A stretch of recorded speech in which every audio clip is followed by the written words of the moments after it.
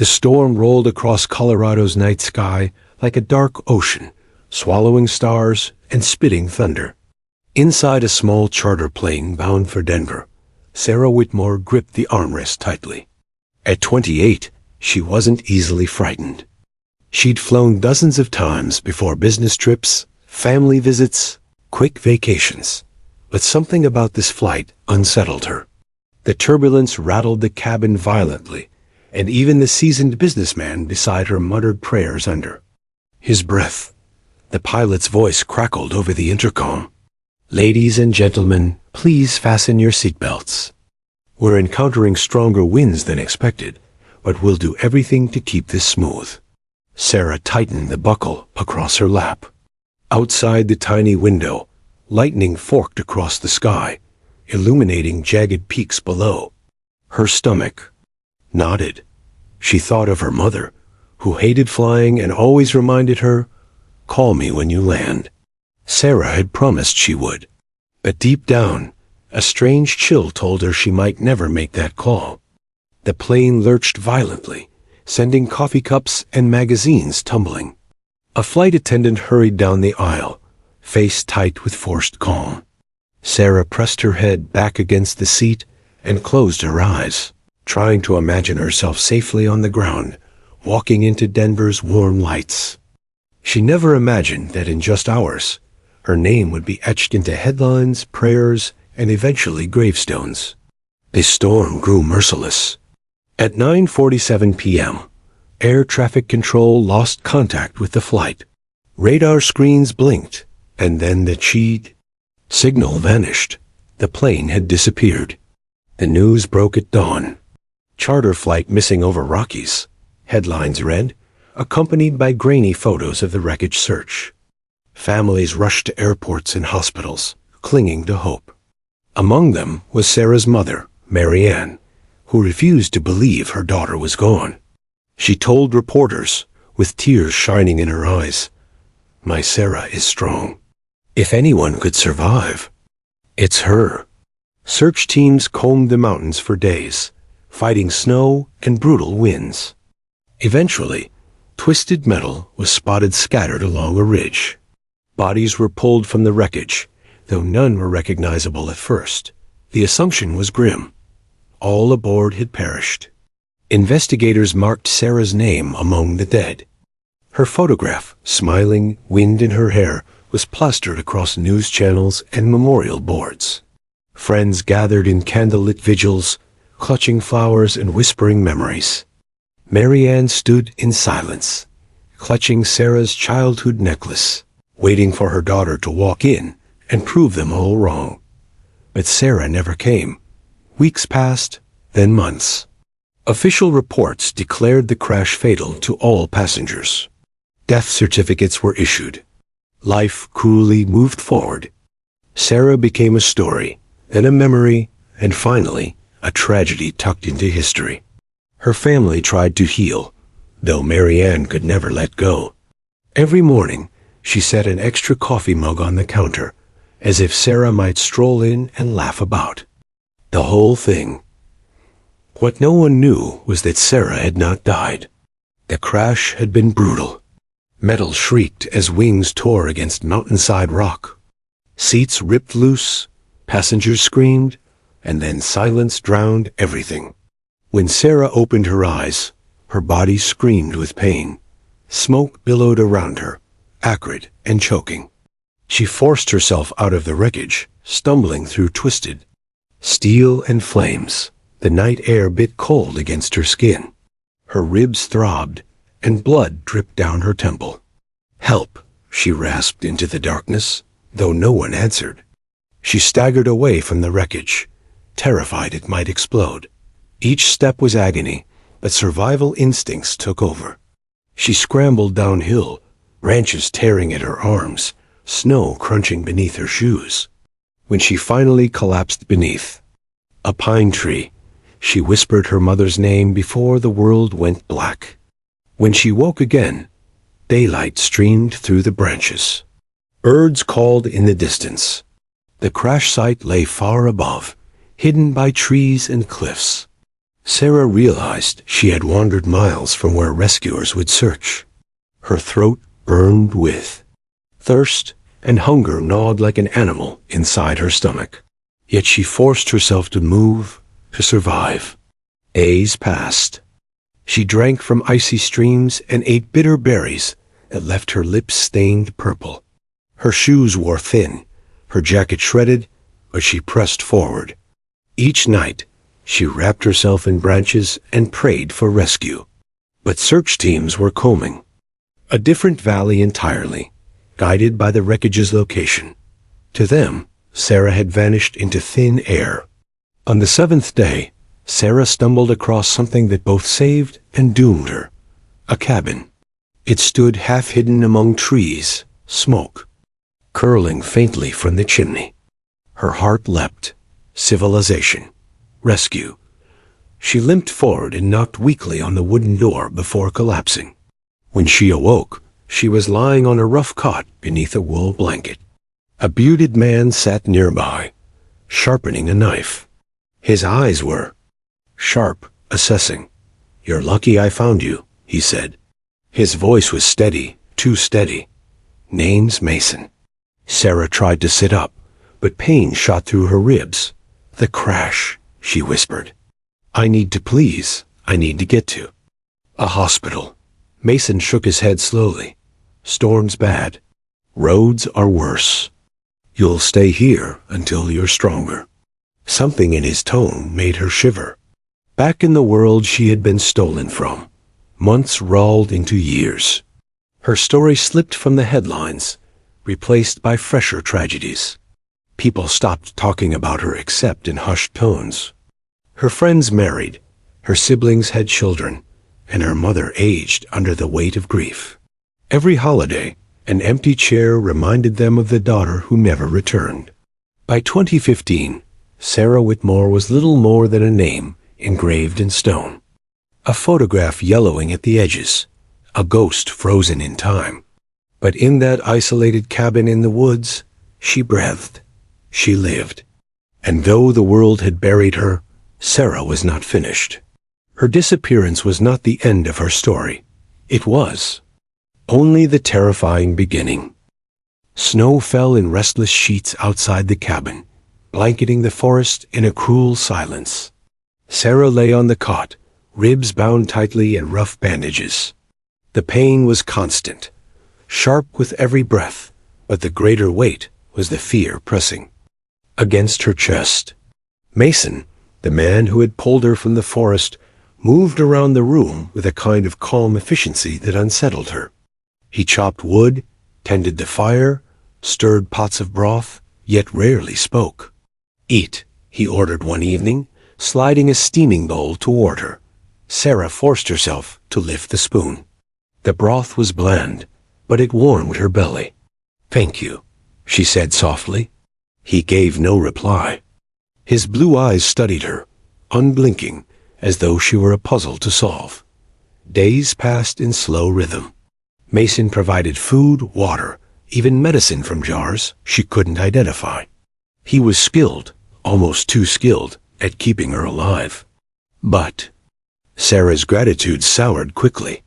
Whenever she asked about leaving, about contacting authorities, hospitals, or even her family, his face darkened. "The world thinks you're dead," he said one night, his voice low. "If you go back, they'll just bury you again. Here, you've got a second chance." Sarah's stomach twisted. "But my family, forget them." His tone was final, edged with something cold. It was then she realized she was not a guest, she was a possession. Her ribs healed slowly, though pain lingered.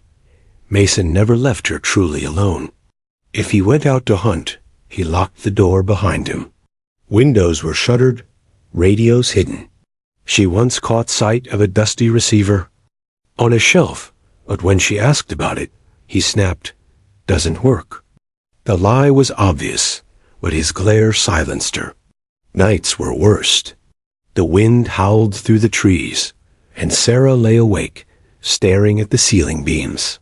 She traced them with her eyes, counting knots in the wood, whispering her mother's name. like a prayer. She marked the days by scratching faint lines into the bedframe with a broken nail, building her own secret calendar. As winter bled into spring, Sarah grew stronger.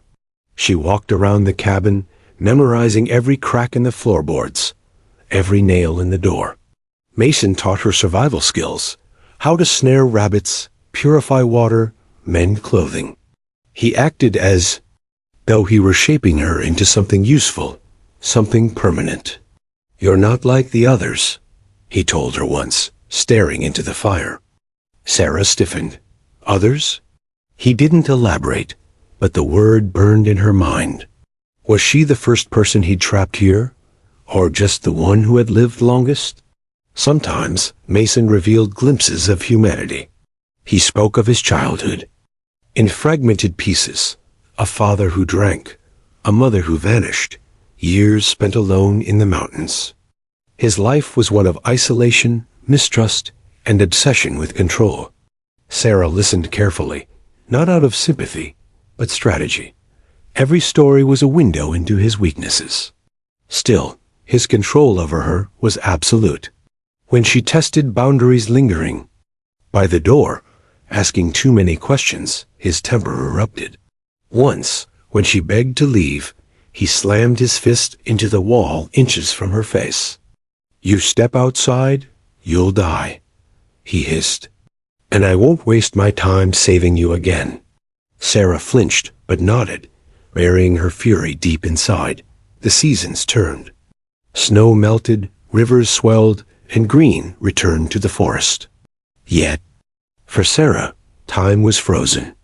Back in the world, her family was moving on. Birthdays passed, anniversaries blurred. Her mother lit candles each year on the day Sarah vanished, whispering, "I know you're out there." But Sarah could not hear her. The isolation gnawed at her mind. Some days she almost believed Mason, that she had no place left in the world.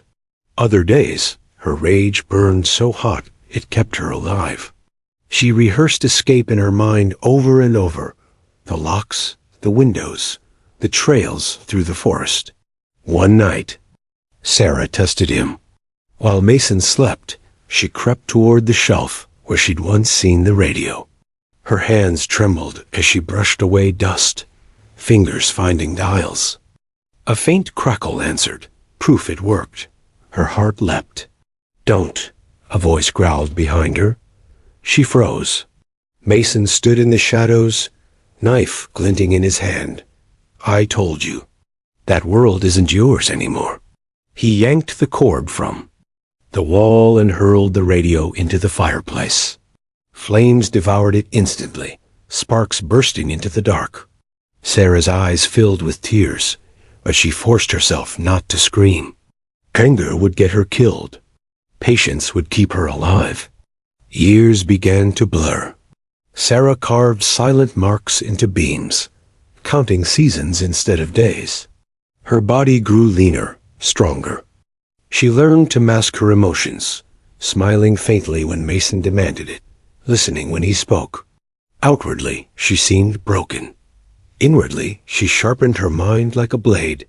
Whenever she caught her reflection in a piece of polished metal, she hardly recognized the woman staring back. Gone was the polished professional with neat hair and city clothes.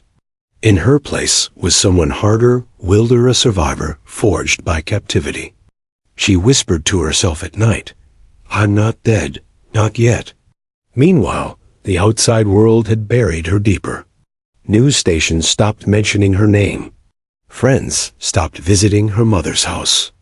Even the memorial candles dwindled, replaced by the harsh practicality of moving on. But Marianne never stopped believing. Each Christmas, she left an empty chair at the table. Each birthday, she baked a cake Sarah would never eat. Her faith, though unseen, tethered Sarah across the distance. By the 7th year, Mason's health began to falter. His once powerful frame thinned, his cough deepened, and his steps slowed. Sarah watched quietly, never revealing the surge of hope growing inside her. For the first time, The balance of power shifted. Mason no longer seemed invincible. And Sarah, though still trapped, felt the tide of her fate beginning to turn. She would survive. She would escape. And one day, the world that buried her would see her rise again. The cabin creaked in the night wind, its wooden bones sighing under the weight of years. Sarah lay awake, staring at the ceiling beams that had become her sky. She had etched hundreds of tiny scratches into the wood, each a desperate attempt to keep time. When she closed her eyes, she sometimes saw the world she had lost: bright city lights, laughter with friends, her mother's warm kitchen. But when she opened them, all she found was Mason's kingdom of silence. 7 years had passed since the crash. To everyone beyond these walls, she was dust, a name carved into stone. Mason's rule over her life was absolute. He dictated when she ate, when she slept, when she spoke. If she lingered by the door too long, or looked at the shuttered windows with too much longing, his voice hardened like steel. "Don't start dreaming," he warned one morning as she stared toward the mountains beyond the slats. Sarah forced herself to nod, keeping her face neutral. Inside, fire burned. She had learned long ago that rage shown outwardly only fed his control. Patience was her weapon, patience and silence. She would wait, she would study, and one day she would strike.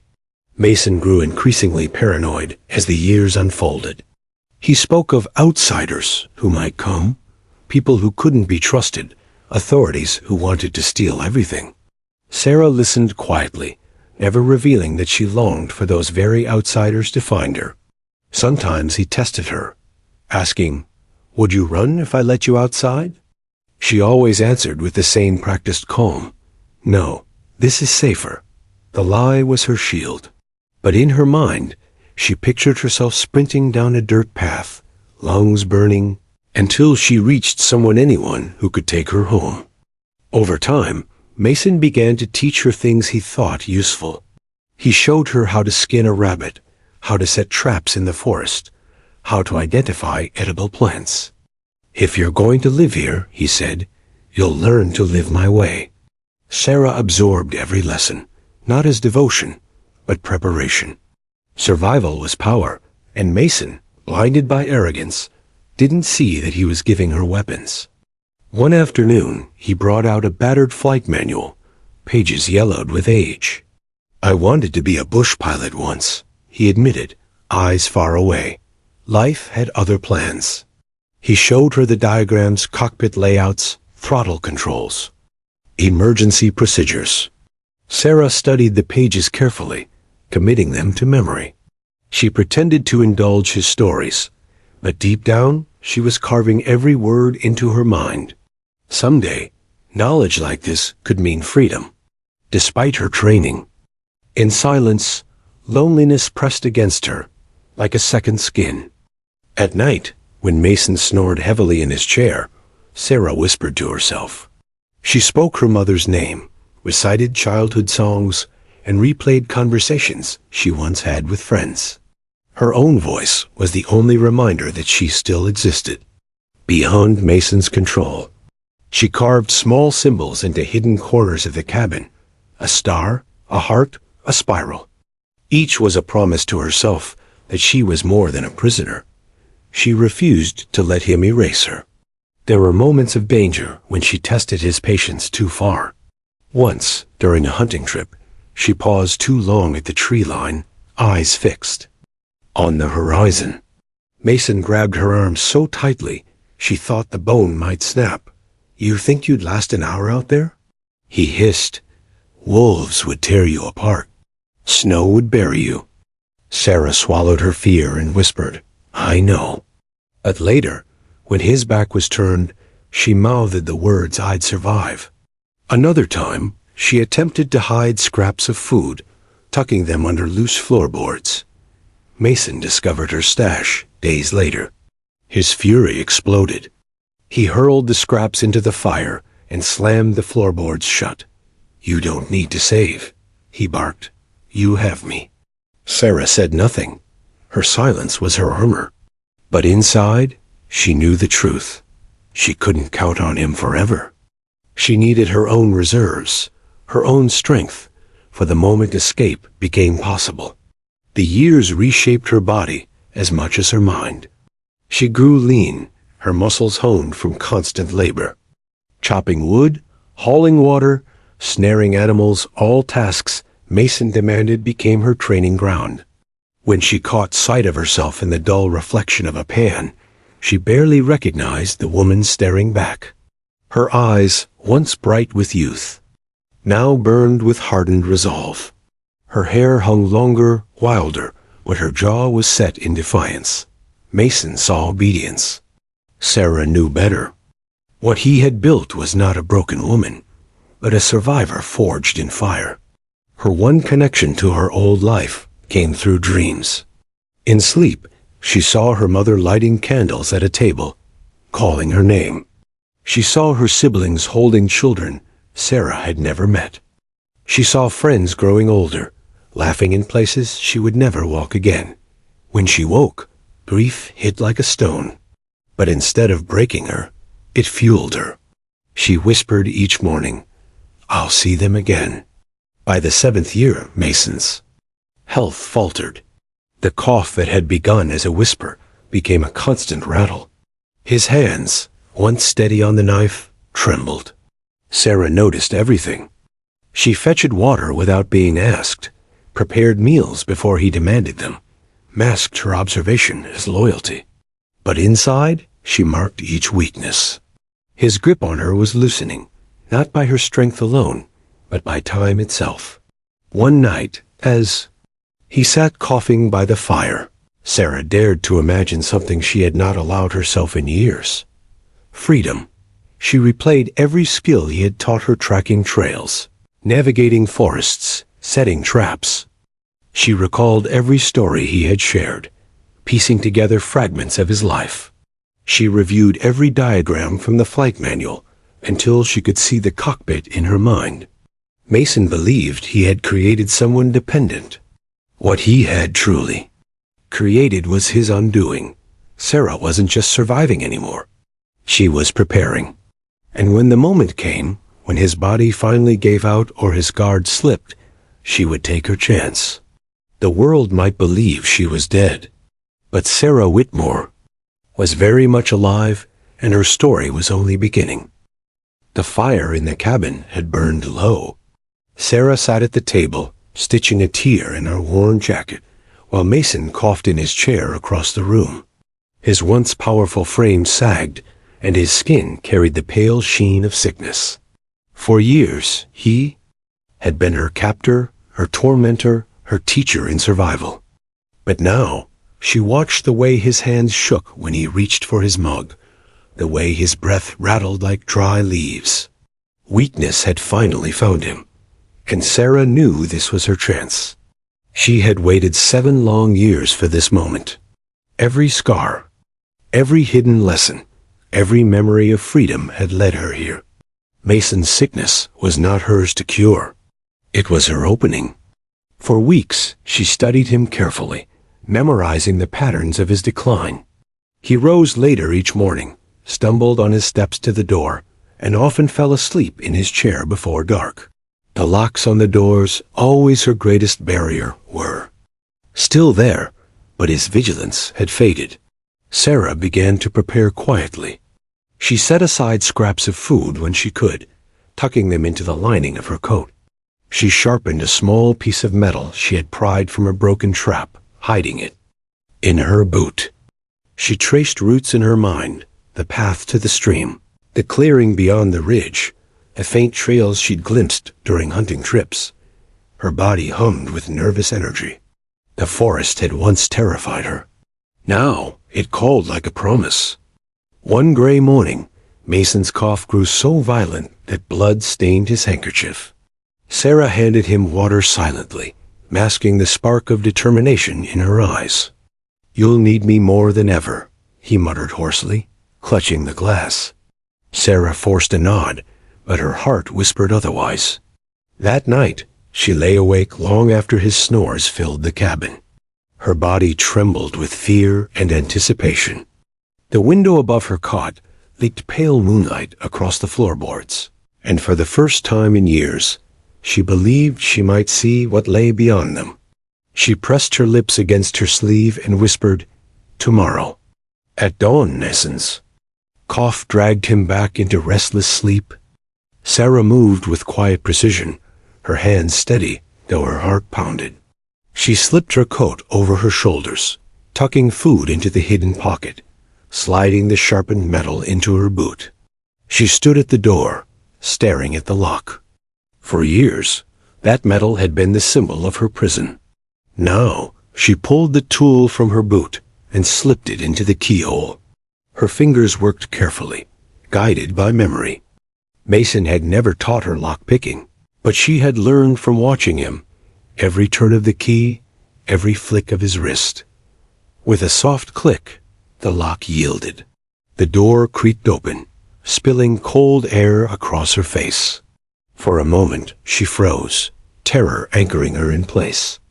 Beyond that threshold lay both freedom and danger. Wolves, storms, hunger, and worst of all, discovery. But staying meant death in slow motion. Sarah stepped into the forest. The world outside was both familiar and alien. The air smelled sharper, cleaner than the cabin's smoky haze. Trees stretched endlessly, their branches whispering secrets above her. The crunch of snow beneath her boots echoed like a drumbeat. For the first time in 7 years, she was unshackled. Every step was, both liberation and terror. She forced herself to recall Mason's lessons. Keep to ridges for visibility, follow streams for direction, move quietly to avoid predators. Her stomach growled, but she ignored it. She moved quickly, pausing only to mark faint symbols on tree. Bark with her sharpened tool. She would not allow herself to get lost. Behind her, the cabin disappeared into the forest's shadows. The first night was brutal. Sarah built a small shelter of branches, shivering beneath her coat as wind cut through her bones. She ate a handful of berries she had pocketed and forced herself to drink from a freezing stream. Her body ached, but she refused to collapse. She stared at the stars overhead, brighter than she remembered, and whispered to herself, "Keep going." Days blurred into a rhythm of exhaustion. She walked at dawn, rested at midday, searched for food in the afternoon, and built shelter. At dusk, she used Mason's survival lessons not as tribute to him, but as weapons against the prison he'd built. Each morning, she woke with her muscles screaming, but each night, she felt herself stronger.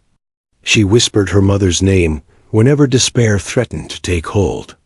That name was her compass, her reason to keep moving. By the 5th day, Sarah stumbled upon a dirt road carved faintly through the forest. Her heart nearly stopped. Civilization. She crouched low, scanning for signs of danger. But no vehicles came, no voices echoed. The road stretched empty in both directions, its silence both gift and curse. She followed it cautiously, her boots leaving faint prints in the mud.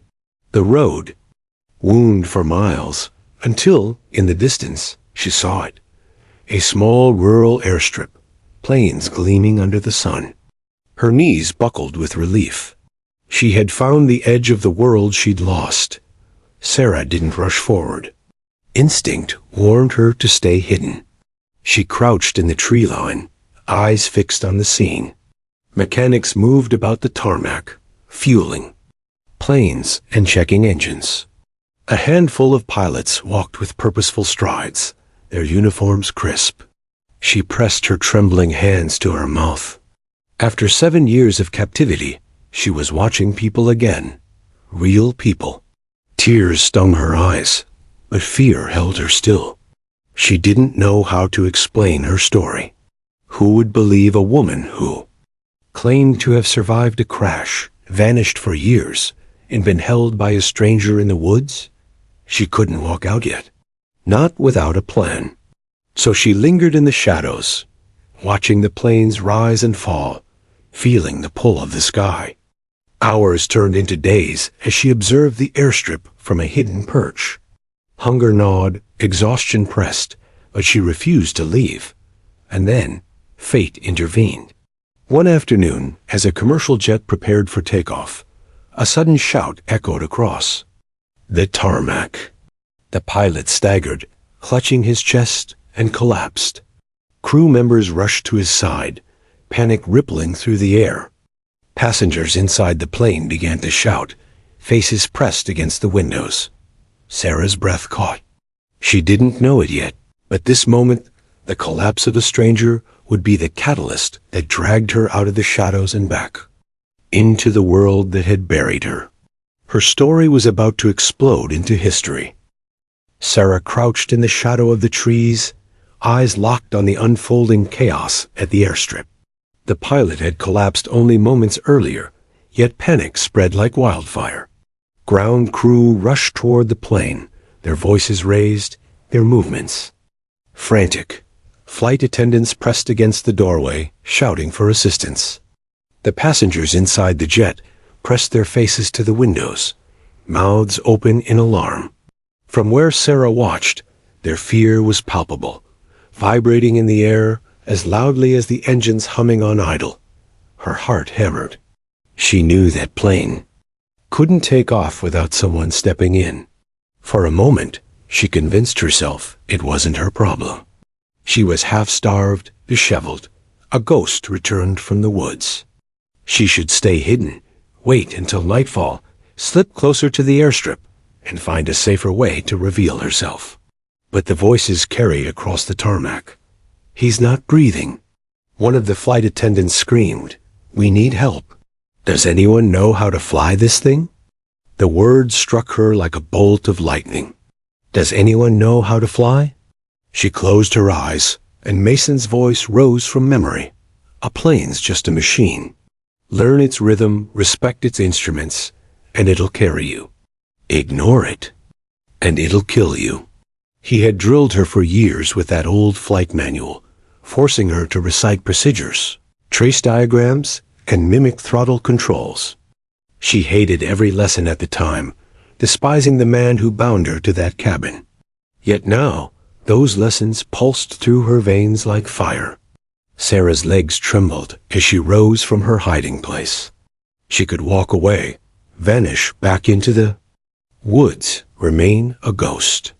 But the cries from the aircraft carried desperation that pierced her soul. She had been given a second chance at life, and perhaps this was the moment to claim it. She stepped forward. Her boots crunched against gravel. Heads turned. A mechanic spotted her first, eyes widening at the sight of a gaunt woman emerging from the tree line like an apparition. "Hey, you!" he shouted. Sarah's throat tightened, but her voice came out steady, low with conviction. "I can help." The flight attendant at the door hesitated, scanning her from head to toe. Sarah knew how she must look, hair tangled, face pale, coat ragged, a stranger out of nowhere. But something in her eyes must have spoken louder than appearances. "Do you know how to fly?" the attendant demanded. Sarah nodded once, firmly, enough to land it. It was not the full truth. She had never sat in a real cockpit, only memorized diagrams and mimicked controls, but it was all she could give. Passengers gasped as she climbed the narrow stairway into the cabin. Their voices rose in a chorus of disbelief. "Who is she? What's happening? Is she a pilot?" Sarah ignored them, pushing past into the cockpit. The co-pilot sat frozen, his face drenched in sweat, one hand clutching the radio. "Captain's down," he stammered, voice shaking. "We can't take off control once us grounded."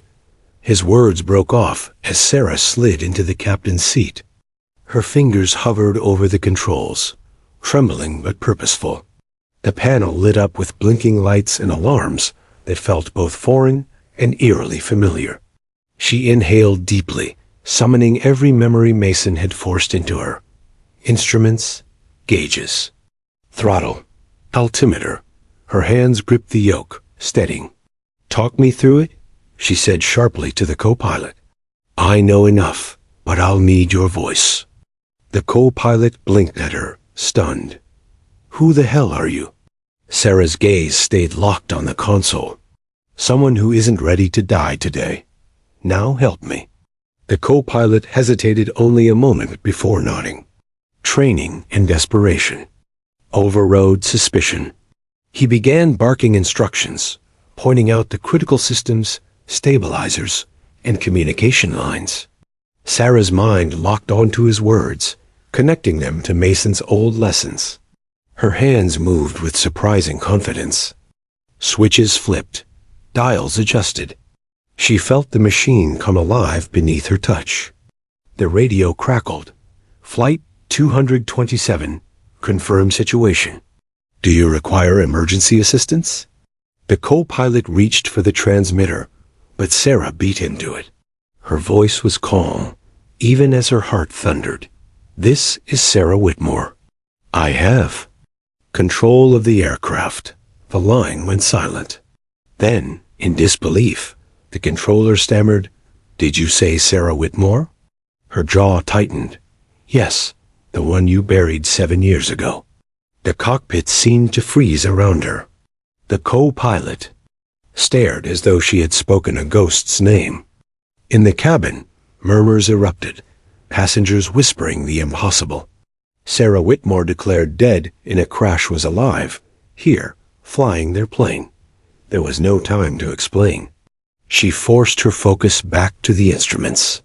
Tell me what's next, she snapped at the co-pilot. He leaned in, still pale but galvanized by her authority. We'll circle back. Bring her down easy. Do exactly as I say. Her hands tightened on the yoke. I've been doing exactly that for 7 years. The aircraft roared as she adjusted throttle, pulling the nose into alignment. Her arms ached, but her grip was iron. Sweat trickled down her temple. The co-pilot guided her step by step. Maintain altitude. Watch your airspeed. Don't fight the wind ride. She remembered Mason's words, almost identical, from nights in the cabin. The sky doesn't care about you. Respect it, and maybe it lets you live.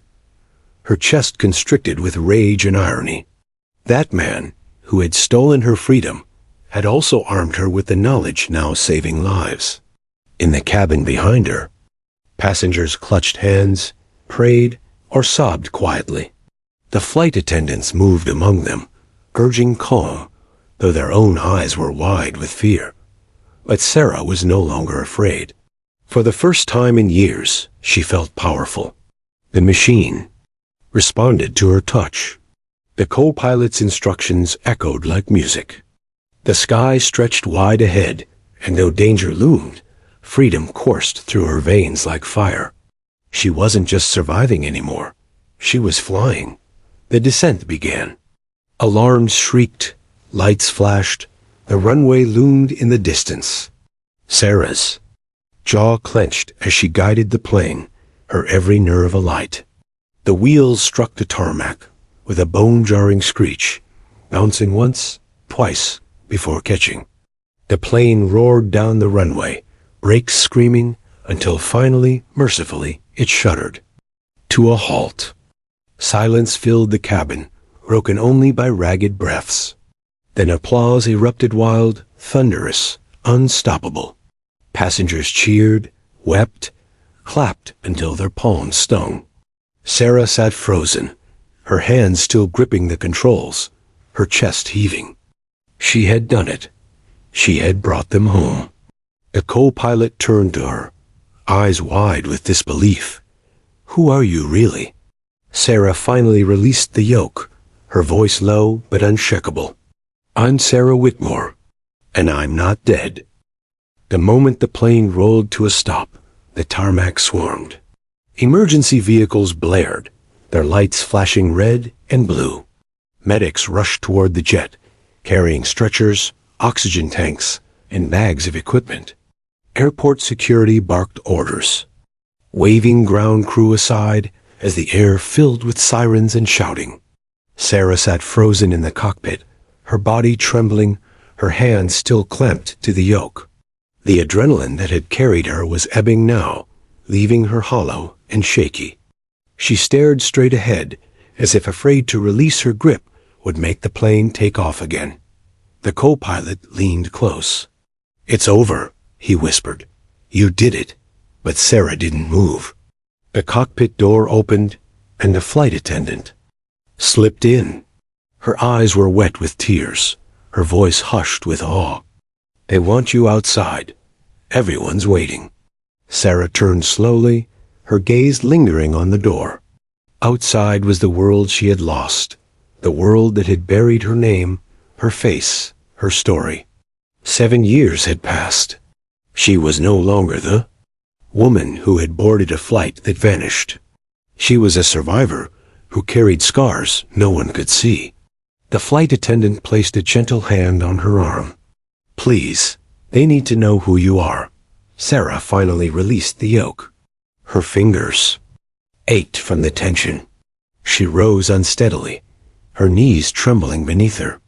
With every step toward the cabin, her heart pounded louder, as though each beat was announcing her resurrection. When she emerged into the aisle, the cabin erupted. Passengers applauded wildly, some reaching to touch her arm as if to confirm she was real. A child clutched a teddy bear and whispered, "Is she an angel?" Others wept openly, their relief spilling over into gratitude. Sarah offered a faint nod, but her face remained solemn. She didn't feel like a hero. She felt like a ghost wearing borrowed skin. The doors opened and sunlight poured in. A rush of fresh air hit her face, sharp and startling. Cameras flashed instantly. Reporters had already gathered at the perimeter, shouting questions into the chaos. Who is she? Is it true she flew the plane? Is she really Sarah Whitmore? Medics reached her first. A woman in scrubs pressed an oxygen mask toward her face, murmuring reassurance. "Ma'am, you're safe now. Let us check your vitals." But Sarah pushed the mask aside. Her eyes searched the sea of uniforms, officials, and cameras, hunting for one thing: recognition. Did anyone truly see her? A police officer approached, his face pale beneath his cap. He studied her closely before speaking, his voice hushed with disbelief. "Miss, are you Sarah Whitmore?" The world seemed to hush, every eye on her. Cameras clicked furiously. Sarah swallowed hard. "Yes."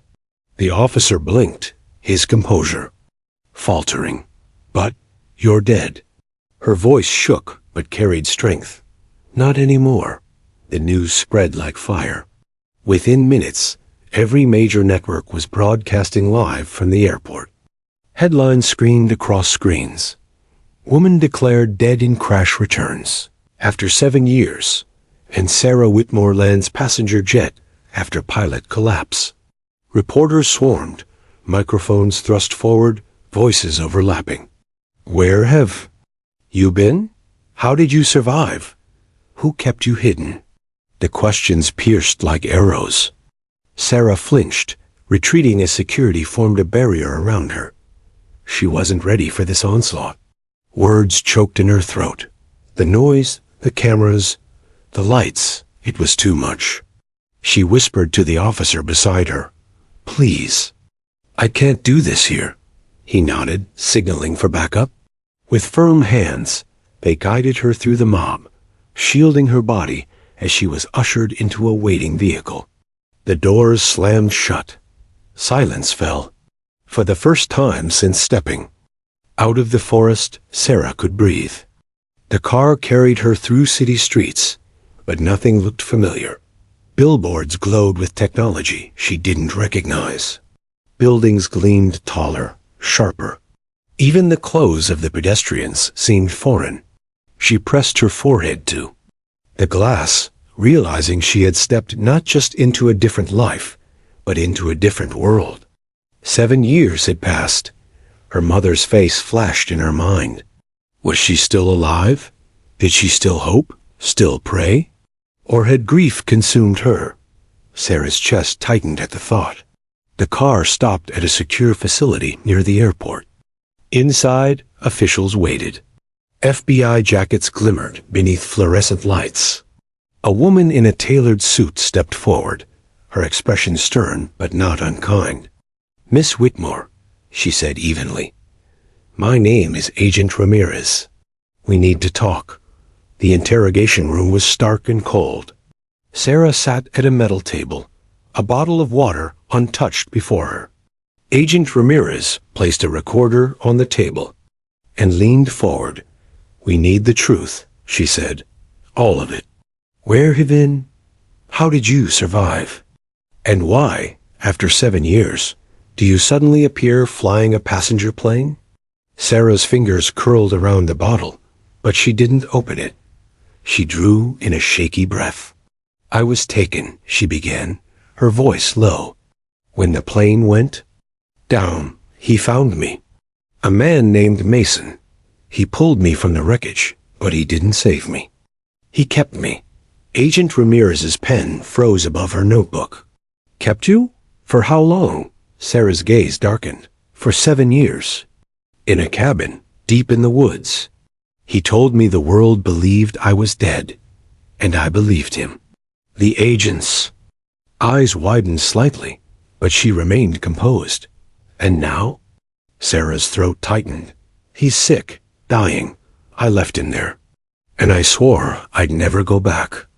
The confession poured from her in fragments. Her captivity, the lessons Mason forced on her, the survival skills he embedded, the moment she escaped, the path through the forest.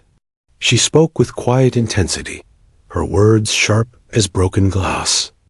Agent Ramirez listened, her pen scratching furiously. When Sarah finished, silence stretched heavy between them. Finally, the agent said, "You understand what this means, don't you? The world thought you are gone. Your family buried and empty. Coffin. You are no longer just a survivor, you're a miracle. But miracles come with scrutiny." Sarah's jaw clenched. "Let them scrutinize. I'm done hiding." Outside the facility, the media storm raged on. Candlelight vigils were reported at her hometown. Social media exploded with hashtags. Hashtag Sarah Whitmore returns. Hashtag not dead. Hashtag miracle in the sky. Old photos of her flooded the internet, smiling images of a young woman frozen in time, contrasted against shaky footage of her stepping off the plane, older, thinner, eyes shadowed with secrets. But Sarah wasn't scrolling hashtags. She was staring at a phone placed in her hand by Agent Ramirez. "It's your mother," the agent said softly. "She's on the line." Sarah's breath caught. She lifted the phone slowly, pressing it to her ear. "Mom?" A sob answered, raw and broken. "Sarah, is it really you?" Tears spilled down her cheeks. "It's me, Mom. I'm home." Sarah Whitmore held the phone to her ear as tears blurred her vision. Her mother's voice, raw and trembling, carried 7 years of pain and hope in a single word. "Sarah." "I'm here, Mom. I'm really here," Sarah whispered, her voice shaking but steady. On the other end, her mother's sobs turned into words of disbelief. "We thought you were gone forever. We prayed. We mourned. We even held a memorial." Sarah closed her eyes, imagining the empty chair at the kitchen table, the candlelit vigils, the tears that had carved silent grooves into her mother's heart. She wanted to explain everything, every second of survival, every day of captivity, but for now, she just clung to the sound of that familiar voice. "I know," she said softly. "I know. I'm so sorry I didn't come back sooner." Within hours, arrangements were made for her to fly home under official escort. The media swarmed once again as her vehicle departed the airport. Cameras flashed, microphones extended, reporters shouting for interviews. Sarah sat silently, hands folded in her lap, shielding herself from the storm. Every face that appeared outside the car windows seemed to be searching for the ghost they believed they knew. And in some ways, she was still a ghost, the girl they had mourned, the woman they were only beginning to see. The reunion at her family home was surreal. Mary Ann Whitmore stood in the doorway, frail with age, yet radiant with relief. Her hands shook as she reached for Sarah, pulling her into an embrace that seemed to last an eternity. "You're really here," Mary Ann whispered, clutching her daughter's shoulders as if she feared letting go. Sarah pressed her forehead against her mother's. "I promised I'd come back. I promised." Her siblings, too, stared in disbelief. There were tears, laughter, questions, and confusion, all rolled into a single wave of emotion. A niece tugged at Sarah's sleeve, murmuring, "Are you really Aunt Sarah?" She smiled weakly, brushing hair from her face. "Yes, I'm really me." The house felt impossibly small now, each corner crowded with memories and absence. Rooms smelled of old furniture and candle wax, of home-cooked meals and the ghosts of years lost. Sarah walked through the spaces slowly, touching door frames and walls as if to confirm reality. How did you survive?" her brother asked finally. Voice hushed. Sarah exhaled deeply. She told them fragments, careful not to overwhelm. She spoke of the crash, the forest, Mason, and her years in captivity. She left out details of every narrow escape and every small atrocity she endured. Those she carried inside, unspoken, like scars hidden under skin. A media storm intensified as her story broke worldwide. Television crews arrived at the house, news anchors calling live, social media ablaze with disbelief and awe. Headlines varied from "Miracle Survivor" to "Woman Returns from the Dead" to "Mysterious Cabin Captivity." Sarah had to navigate it carefully. She allowed interviews with select reporters, giving concise statements, carefully choosing words that conveyed truth without opening herself to exploitation. "I survived," she said simply in one televised interview, eyes unwavering. "I am not a ghost. I am here. That is all you need to know." Yet the world demanded more. Questions poured in. How had she escaped? Where was Mason now? Why hadn't she returned sooner? Authorities began investigations. Social workers sought records, and psychologists requested evaluations. Even her family struggled to process the sheer magnitude of her return. Sarah realized quickly that survival had been only the first battle. Reintegrating, reclaiming her life, facing a world that had continued without her, that would be the true test. At night, she lay in her childhood bedroom, staring at the ceiling. Everything was familiar yet alien. Her bed smelled faintly of her youth. Her childhood trophies still lined the shelves, but the world outside had changed. Phones, screens, and endless information pulsed beyond her window. She could feel the weight of those 7 years pressing on her, a silent force demanding acknowledgement. She traced the edges of her old desk with fingers that had grown stronger, hands calloused from years of survival. She whispered to herself, "I'm still me. I survived. I will find my place again." Visits to psychologists and law enforcement followed. Sarah recounted her story carefully, step by step. They asked about Mason, about her methods of survival, about the time she spent in captivity. She relived moments that made her stomach twist, yet she refused to break. Each session strengthened her resolve, converting trauma into control. The authorities assured her Mason would be found. The FBI promised investigations, but she felt a quiet, internal satisfaction, knowing she had escaped him through her own strength. She had been imprisoned, yes, but she had also been forged. The media frenzy created strange tension in her family. Neighbors crowded near windows, cameras flashed at the front gate, and friends called in waves. Her mother, ever protective, tried to shield Sarah, insisting on quiet meals and private conversations. Yet Sarah knew she could not hide forever.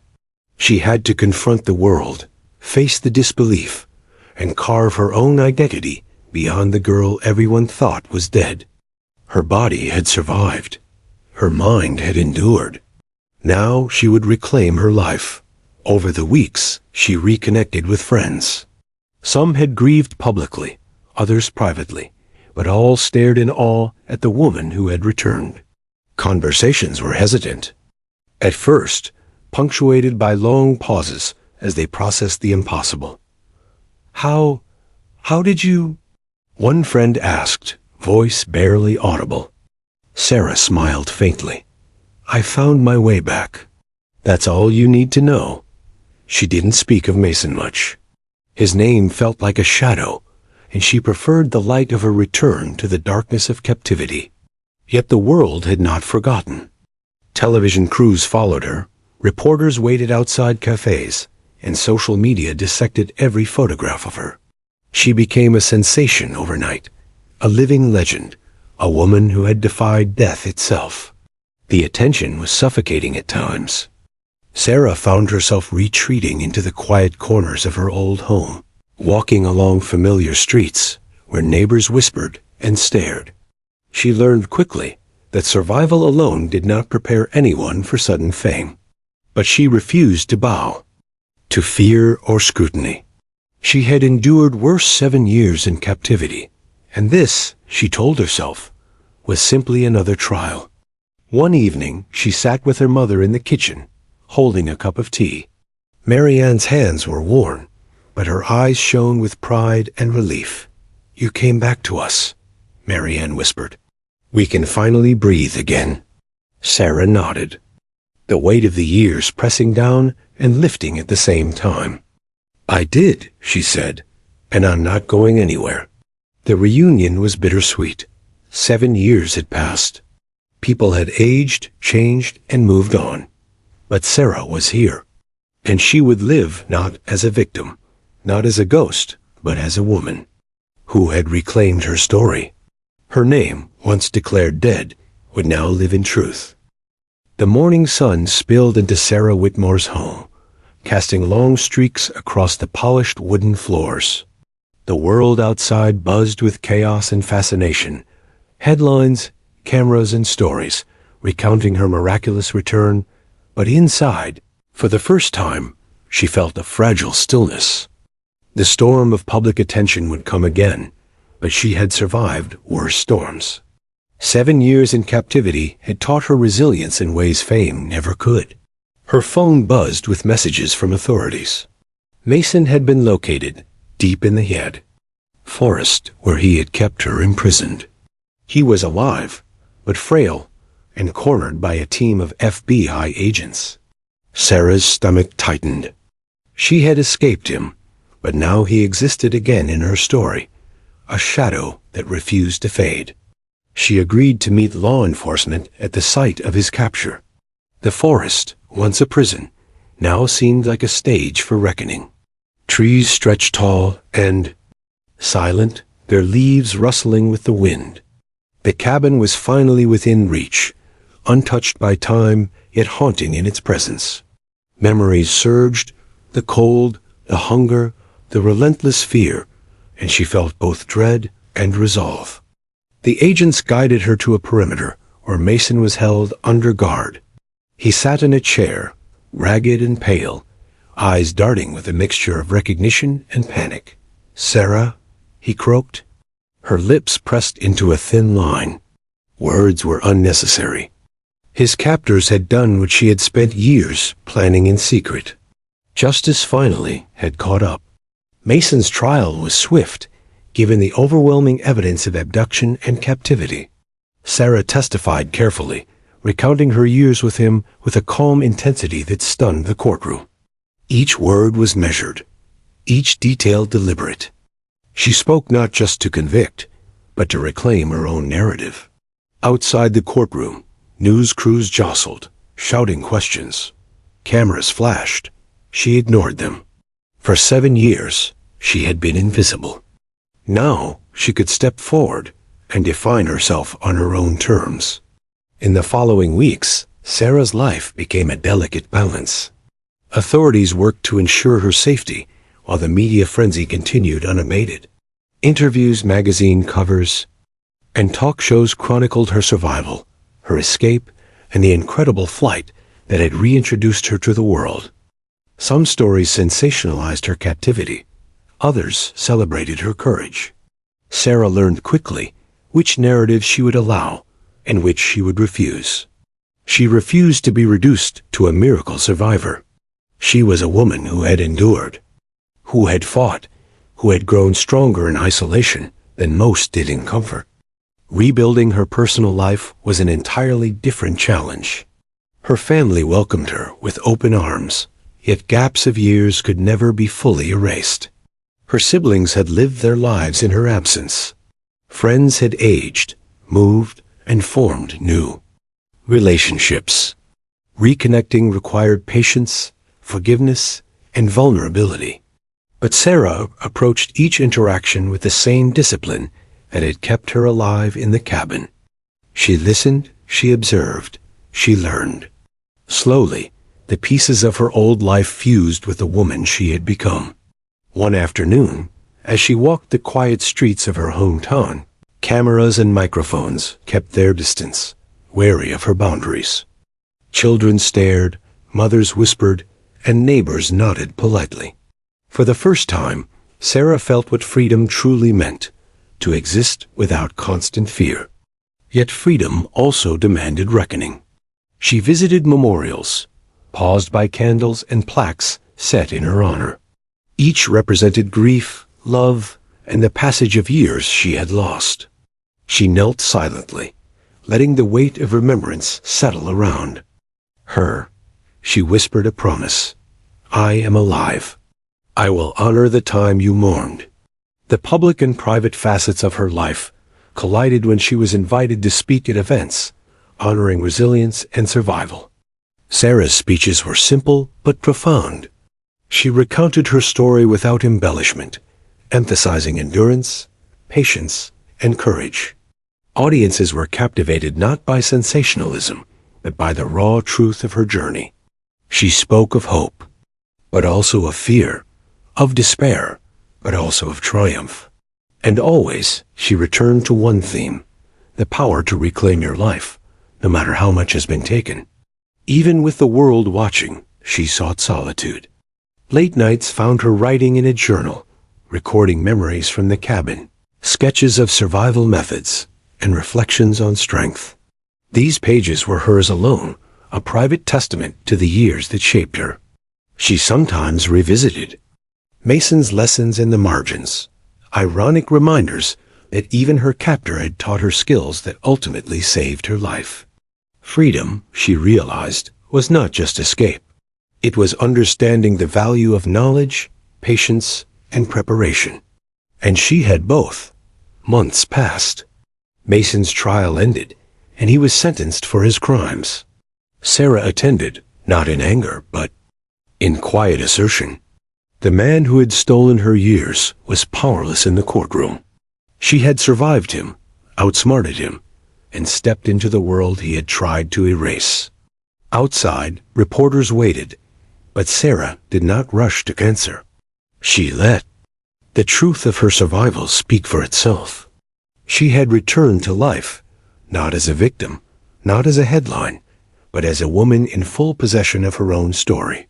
Her first return flight after the trial was both literal and symbolic. Sitting in the cockpit of a small aircraft, she felt the hum of engines beneath her hands. Memories of the cabin, the forest, and Mason's cruel lessons surged briefly, but she allowed herself only one thought. I fly on my own terms now. As the plane lifted into the sky, sunlight spilled over the horizon, painting the world in gold. Sarah looked down at the forest, at the cabin, at the path she had traversed. The earth seemed vast, yet she knew she had conquered its most terrifying corners. Captivity, fear, and invisibility.